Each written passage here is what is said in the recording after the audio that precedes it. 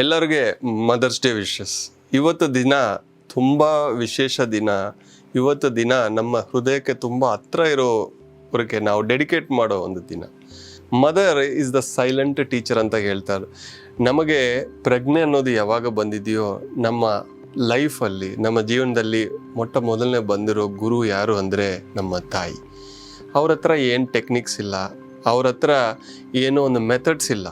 ಅವ್ರ ಪ್ರೆಸೆನ್ಸೇ ನಮಗೆ ಎಷ್ಟೊಂದು ಟೆಕ್ನಿಕ್ಸನ್ನ ಹೇಳ್ಕೊಟ್ಟಿದೆ. ನಮಗೆ ನಾವು ಹತ್ಕೊಂಡು ಕೂತ್ಕೊಂಡಿದ್ರೆ ನಮಗೆ ಅವರು ಆಡಿರೋ ಆ ಲುಲ್ಲಬಿ, ಅವ್ರ ಮಾತುಗಳೇ ನಮಗೆ ಮಂತ್ರಗಳು. ನಮಗೆ ಹುಷಾರಿಲ್ಲ, ನಾವು ಮಲಗಿರೋ ಟೈಮಲ್ಲಿ ಅವ್ರ ಸಮಯವನ್ನು ನಮಗೆ ಕೊಟ್ಟು ನಮ್ಮ ಪಕ್ಕ ಕೂತ್ಕೊಂಡು ಅವ್ರ ಕೈಯನ್ನು ನಮ್ಮ ಮೇಲೆ ಇಟ್ಟು ನಾನಿದ್ದೀನಿ ಅಂತ ಧೈರ್ಯ ಕೊಟ್ಟಿದ್ರು ನೋಡಿ, ಅದೇ ದ ಗ್ರೇಟೆಸ್ಟ್ ಟೀಚಿಂಗ್. ತಾಯಿ ಅನ್ನೋರು ಹೃದಯದಿಂದ ವರ್ಕ್ ಮಾಡೋರು. ಒಬ್ಬ ತಾಯಿ ಒಂದು ಸ್ಯಾಕ್ರಿಫೈಸ್ ಅನ್ನೋದು ಸಾಮಾನ್ಯ ಅಲ್ಲ. ಇವತ್ತು ದಿನ ಅನ್ನೋದು ನಮ್ಮ ಎಲ್ಲರ ತಾಯಿಗಳಿಗೂ, all the mothers of the ಎರ್ತ್ಗೆ ನಾವು ಡೆಡಿಕೇಟ್ ಮಾಡೋಣ. ನಿಮ್ಮ ತಾಯಿ ಚೆನ್ನಾಗಿರಬೇಕು, ಎಲ್ಲರೂ ಚೆನ್ನಾಗಿರಬೇಕು ಅಂದರೆ ಅವ್ರಿಗೆ ಧ್ಯಾನವನ್ನು ಹೇಳ್ಕೊಡಿ.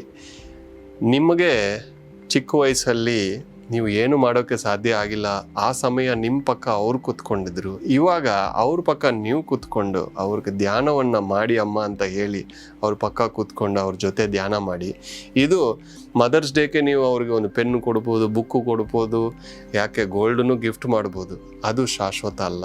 ಅವ್ರಿಗೆ ನಿಜವಾದ ಮನಃಶಾಂತಿ, ನೆಮ್ಮದಿ, ಆರೋಗ್ಯ ಕೊಡುವಂಥ ಧ್ಯಾನವನ್ನು ನೀವು ಪ್ರಸಾದ ಮಾಡಿದರೆ ಅದು ಅವ್ರ ಋಣವನ್ನು ನೀವು ಕಂಪ್ಲೀಟ್ ಮಾಡೋಕ್ಕೆ ಒಂದು ಅವಕಾಶ ಅಂತ ಹೇಳ್ತಾ, ಮತ್ತೆ ಒಂದು ಸತಿ ಎಲ್ಲರಿಗೂ ಮದರ್ಸ್ ಡೇ ವಿಶೇಷನ ತಲುಪಿಸ್ತಾ ಇದ್ದೀವಿ.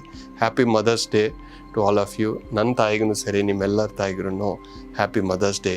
Thank you for bringing us down to this earth.